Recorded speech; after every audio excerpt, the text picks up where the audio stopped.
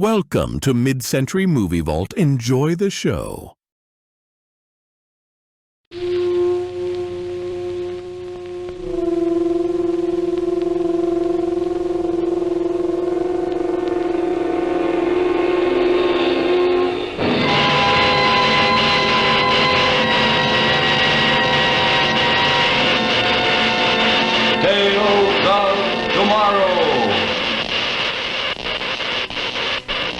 Presented by Maslin, Beauty Blend Broadly.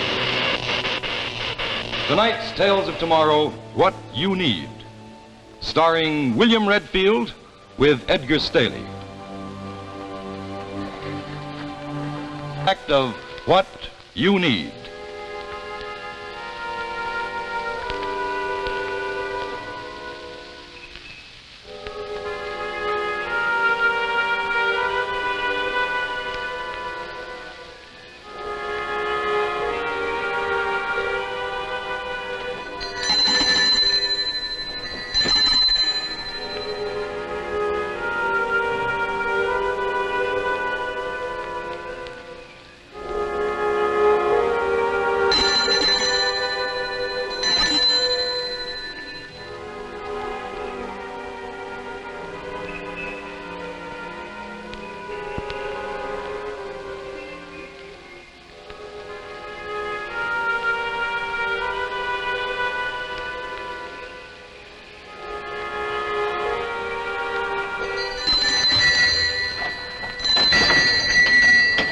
Good evening. What can I do for you? Maybe you can tell me what I need. Pardon? Your sign says I have what you need. Well?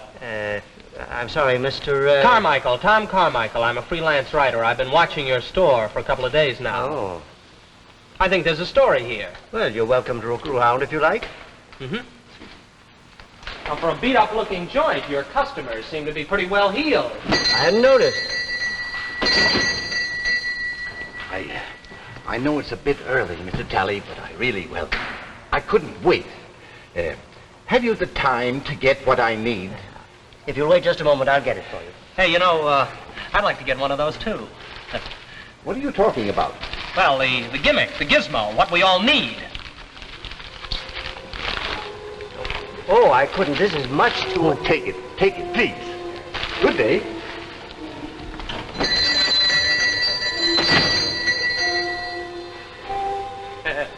They can't seem to wait.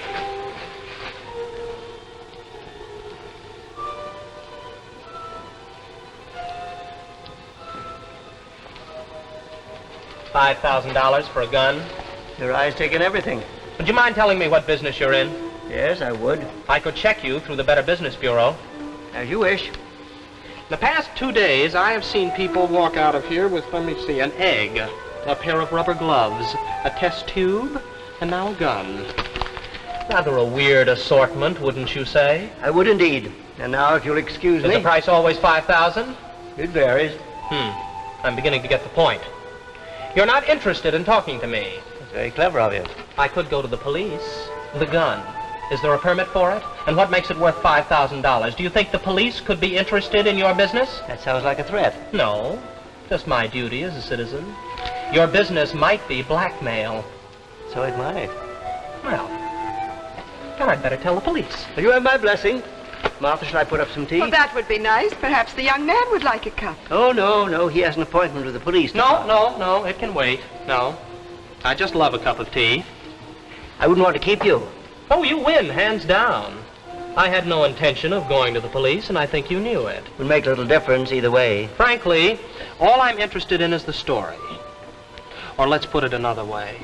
I see a sign which says, I have what you need. I'm a poor, struggling writer, but am I less in need than the wealthy-looking people that you serve? Peter, I think the young man has a point. You come to me then as a customer? Well, yes, as a customer. Will you excuse me a moment? I'll put up the tea.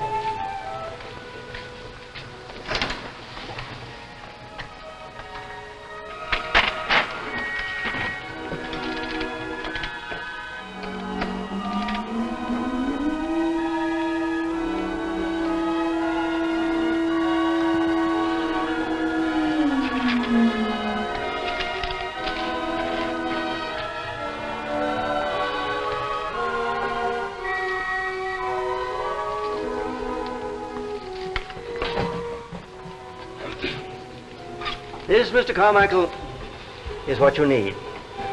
Carry it on your person. Thank you. You know, I think I'm beginning to get your racket now. You're an extremely intelligent young man. You're some kind of phony medium. You spin a few dials and tell the future, and then you sell it at 5,000 per. It's quite a deal. Good day, Mr. Carmichael. You can whistle for the 5,000. I had no intention of charging you that fee. I know you couldn't afford it. And what do I owe you? Pay me after you're satisfied. When will I know? Soon enough. Oh, there's one thing I must tell you very frankly. I'm not very happy with you as a customer. I must ask you to promise that you'll never come near my shop again, nor mention it to anyone. In exchange for what? In exchange for what I've given you.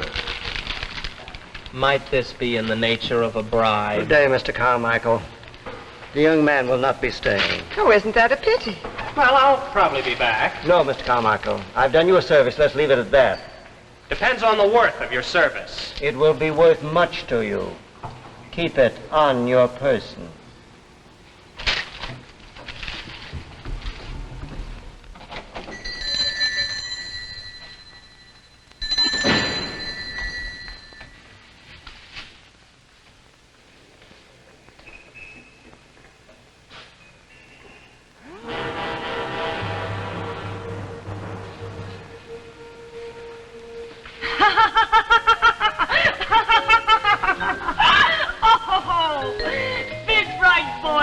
Carmichael, the wizard journalist.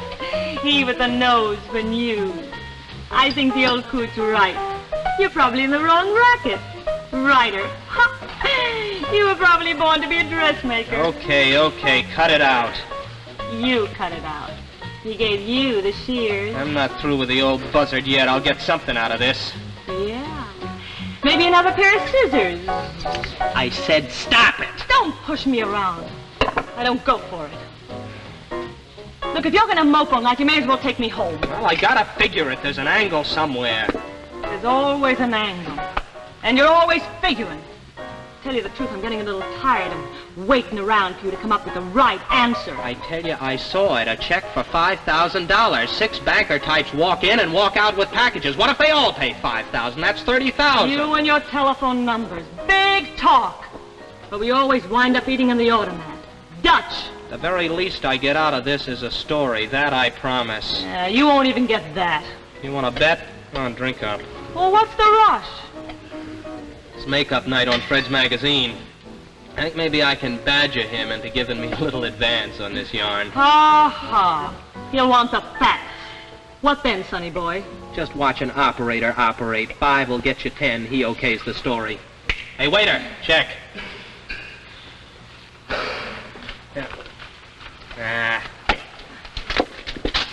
Hey! Take it easy. Here, keep it.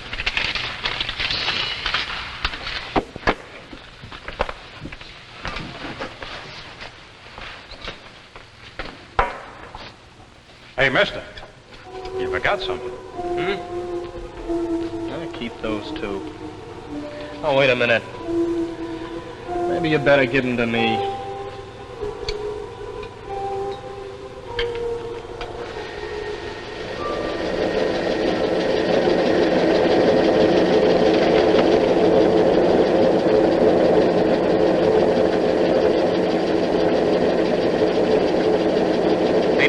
Turn those off a minute so we can talk? No. I can sell it to Coleman. Good, go ahead and do that. I like to give you first crack at my stuff. You like to come in here when I'm up to my ears in work and try to talk me into giving you a go-ahead on something I'll be sorry for in the morning.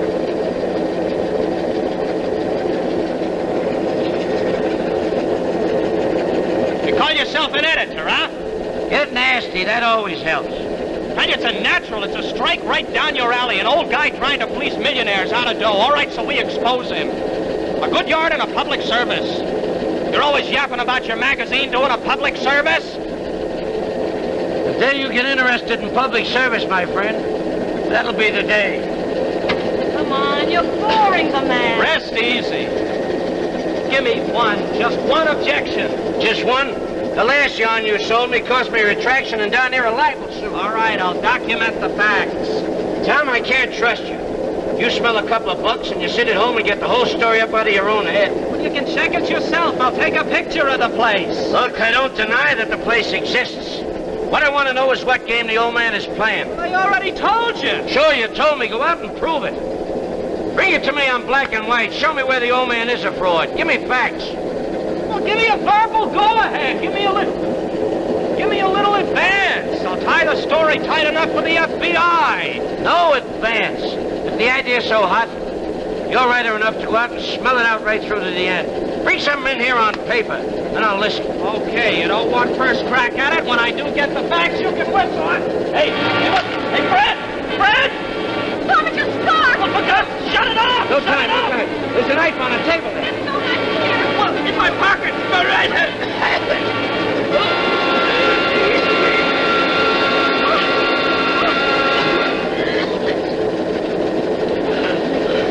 Hold for a minute. Oh, Tom, honey, are you all right?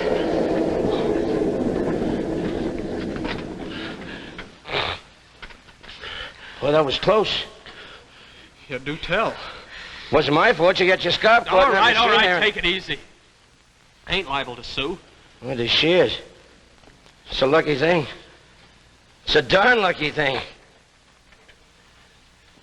You owe your life to these shears. Yeah. About that story, Tom. Oh. You'll listen now, huh? Yeah, look, I think we can all use a drink. I got a bottle right here in the drawer. Go get it, and then you can talk your head off. Okay? Let's go, honey. This, Mr. Carmichael, is what you need. Carry it on your person. Tom? Get your coat, baby. We're getting out of here. Tom, what about that story? Forget it. It's mine now. It's all mine.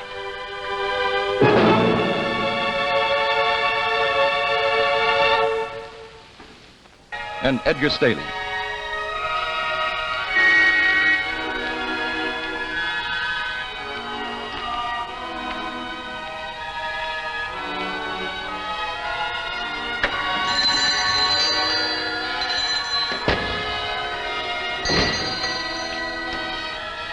That young man again. I was hoping he wouldn't come back. Perhaps he wants to thank you.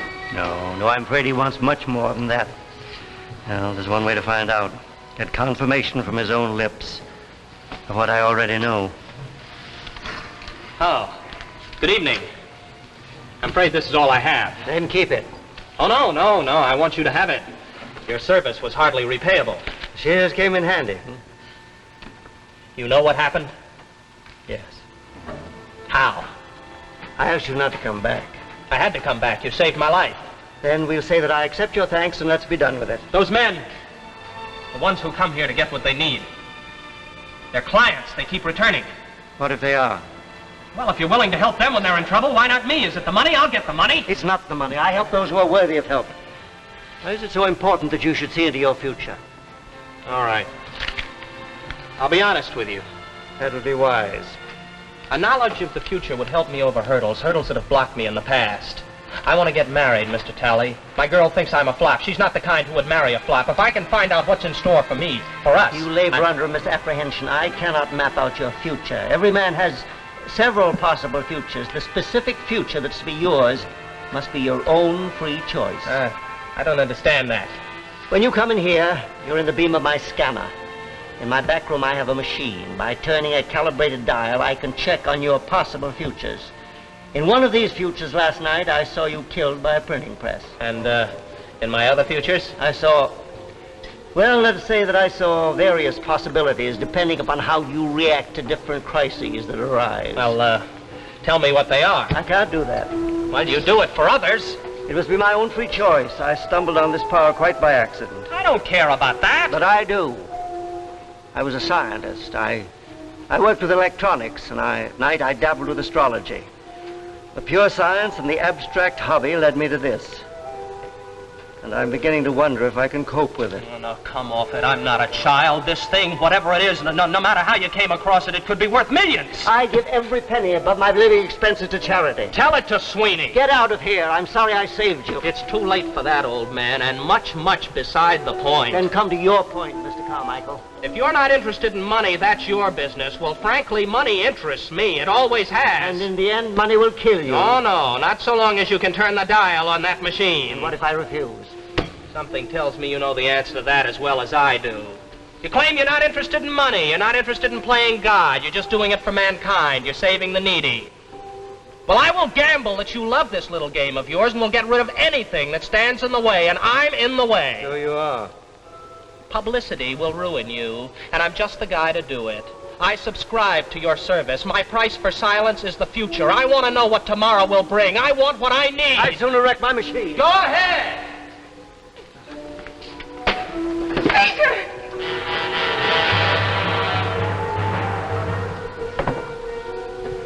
He's done so much good. One of those men you saw, the one who gave me the check for $5,000, in 2 years, he'll develop a serum to combat polio. Without the gun I gave him today, he'd have been killed by a thief who was ransacking his apartment.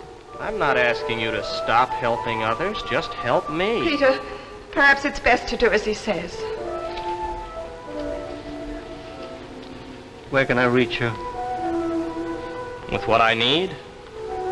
With what you need. Well, I'm meeting my girl in a bar on the corner of Greenwich and 4th. I'll be there all evening. I'll send a messenger boy over with what you need.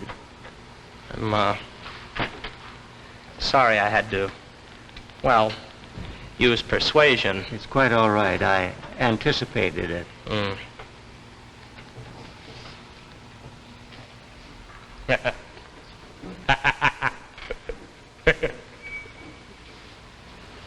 I was wrong about him. He's evil. I must check this at once.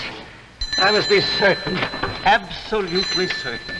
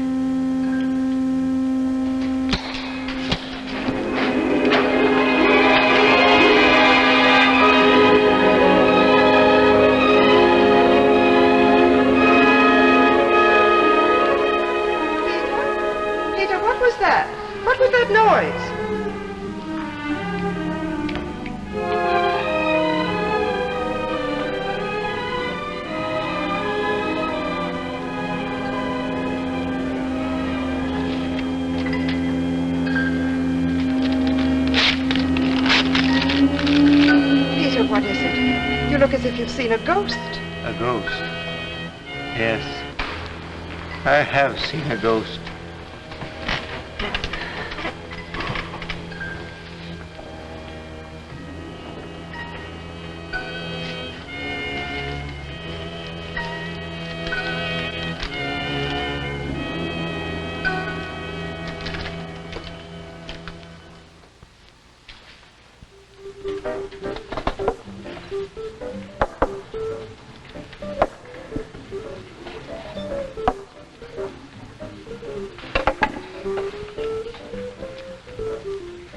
Take it easy. That's not ginger ale. Ah, I'm fine. I feel just great. You're higher than a kite. The world's a kite. I got it by the tail. Up in the clouds. It's a long way down. No, we're not coming down, baby. Not this time. Dream, dream, dream. The old man is worth $1 million. A walking mint. You know, just one little machine. But in the hands of the right guy, you could own the world. Yeah, but it's his machine, and he's got other plans for it. No, I'm not interested in his plans. Not in the slightest. I don't know. I always thought I was pretty tough, but this... I don't know. Now, what goes through that beautiful blonde head of yours? The old man saved your life. Maybe you ought to be grateful. I told him thanks. What else? You're going to steal that machine. Is that it? I don't know. I haven't exactly figured out the mechanics of it yet, but I get the machine. I get it, or I break a leg trying. If you don't quit drinking, you're liable to break a leg, period. It's slippery outside. Hell, we gotta celebrate, don't we? We don't make $1 million every day, or at least we didn't. You, Mr. Carmichael? Oh, yeah, in the flesh. Here, don't spend it all in one place.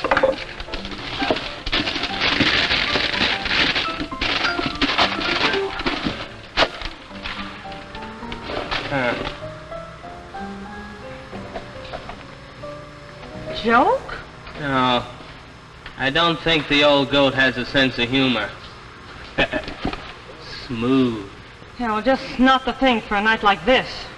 Yeah? But if it's what I need... Hey, what do you think you're doing? Are you crazy? Yeah, like a fox. You remember I almost threw away the shears? Well, little Tommy boy does not make the same mistake twice.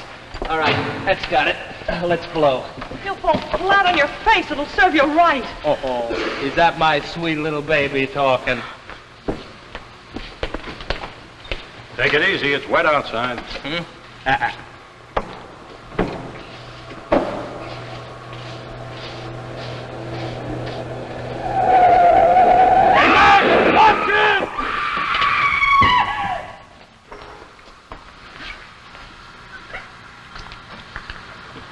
I never had a chance. I swear he slipped right in front of me. Like he was pushed.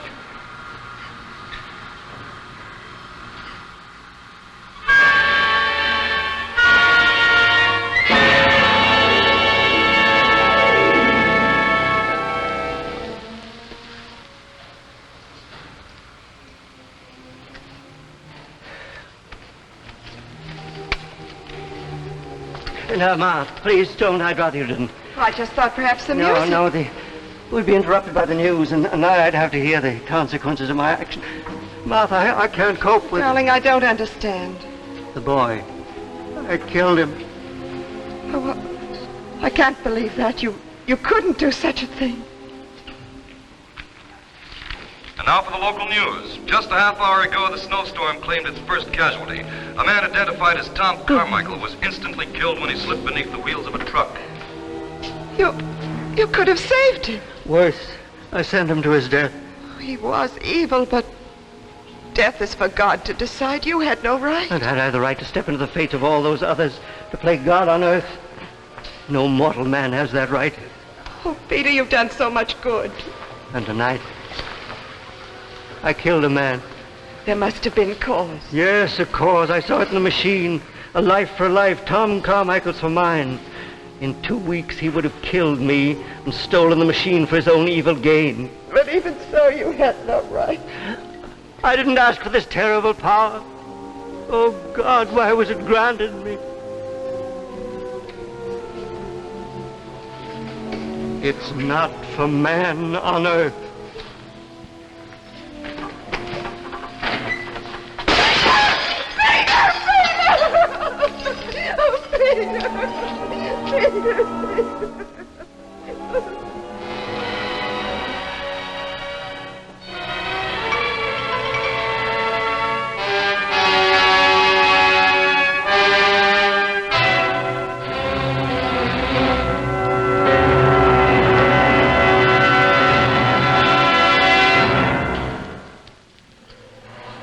Be with us again next week when Tales of Tomorrow presents Age of Peril, starring Phyllis Kirk.